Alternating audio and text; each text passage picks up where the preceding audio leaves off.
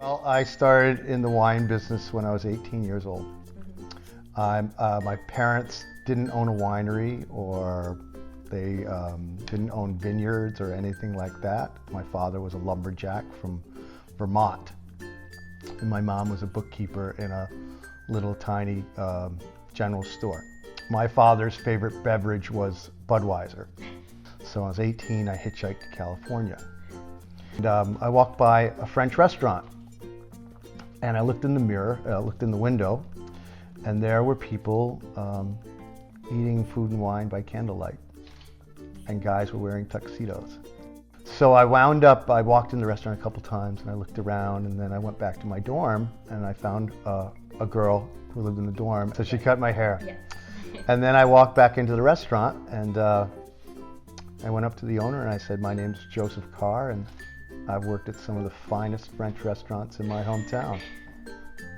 And he just kind of looked at me, and his wife came by and she said, "Well, listen, Fred, this kid has been coming in this restaurant for a week now and he went and got a haircut.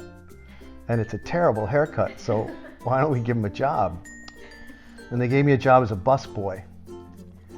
And I didn't want to be a busboy because busboys wore vests. And I wanted to wear a tuxedo.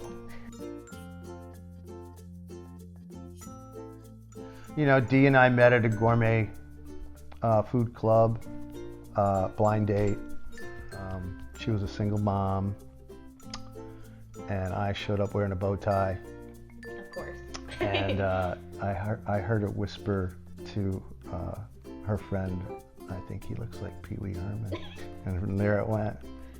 We were together for 28 years. We started this company sharing a laptop. We worked in that garage over there on a picnic table. And we could have moved to California, but we loved it here. We really established a good relationship with the towns and friends and the restaurateurs, and people here really supported us, and we just decided at a very early stage that we would not go to California, that I would just commute once a month, and that's how it worked out. Plus, if I'd moved to California, we probably would have gotten divorced and I would have lost half of everything. I went on a trip and I realized I was traveling a little bit too much because I got a text message with a photo of that dog. And my wife said in the text message, "What do you think?"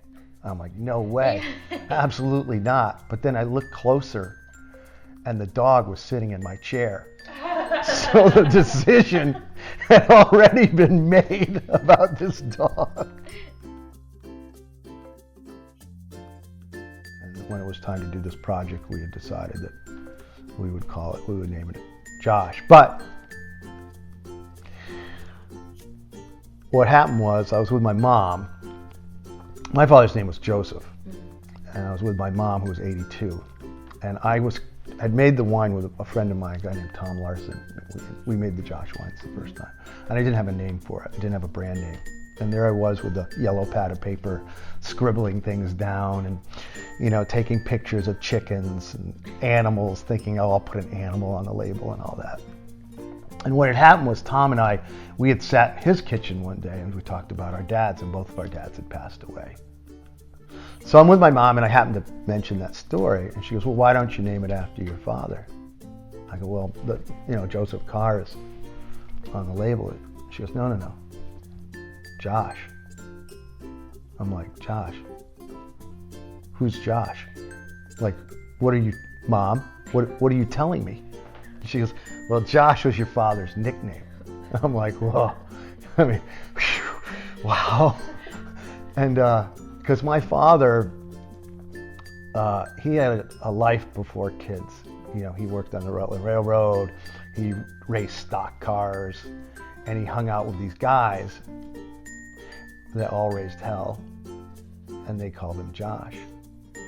And I said, "Mom, I love it. I love the whole idea behind it.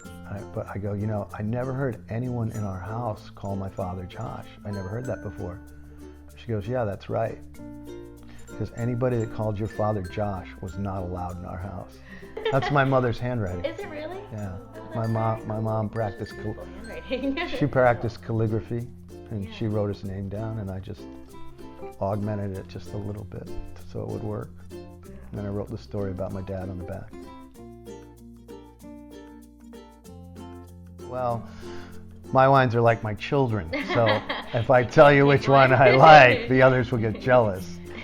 Cabernet Sauvignon is probably the one I'm known for. That's the first one. And I was never going to make Chardonnay, but one day we were having a board meeting, and it's a family company, so the board meetings were held at our dining room table, like this table.